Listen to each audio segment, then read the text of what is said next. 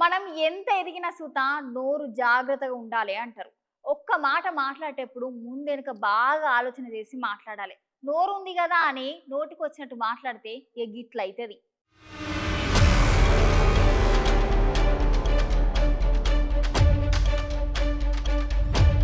అవునోళ్ళ ప్రపంచంలో అన్నిటికంటే చాలా విలువైనది మాట.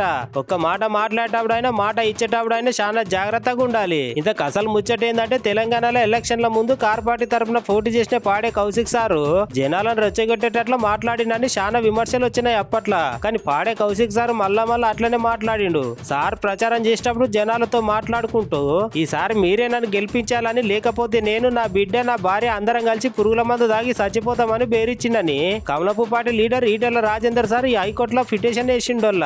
సార్ వేసిన పిటిషన్ కోర్టు సుత పాడే కౌశిక్ సార్ కి ఈ నెల 20 తారీఖు నాడు కోర్టులో హాజరు కావాలని నోటీసు పంపిండోళ్ళ. అందుకే అన్నది, నోరు ఉన్నది కదా అని ఇష్టం వచ్చినట్లు మాట్లాడితే తర్వాత సుత రకరకాల సమస్యలు ఎదుర్కోవాల్సి వస్తుందని అంటున్నారు అందరూ. మీరు దయ అంటున్నా, ఇక మేము బతకాలని పోతాం. మీరు ఆలోచన చేయండి. నేను నిత్యం మీకు సేవ చేసిన, నేను నిత్యం మీ కడుపులో తలకాయ పెట్టి తిరిగిన, నేను నిత్యం మీకు సేవలో ఉన్నా.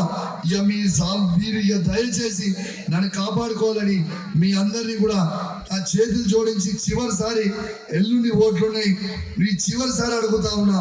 ఇక ఎలక్షన్ల ముందు చివరికి సారి ఆ బస్ స్టాండ్ మీద ఉన్న అక్క చెల్లెలందరినీ కూడా అన్నదమ్ములను అడుగుతా ఉన్నా, కిందున్న అక్క చెల్లెలు అన్నదమ్ములను అడుగుతా ఉన్నా, నా ముందున్న అడుగుతా ఉన్నా. 2018లో నేను ఆస్తులు అమ్ముకొని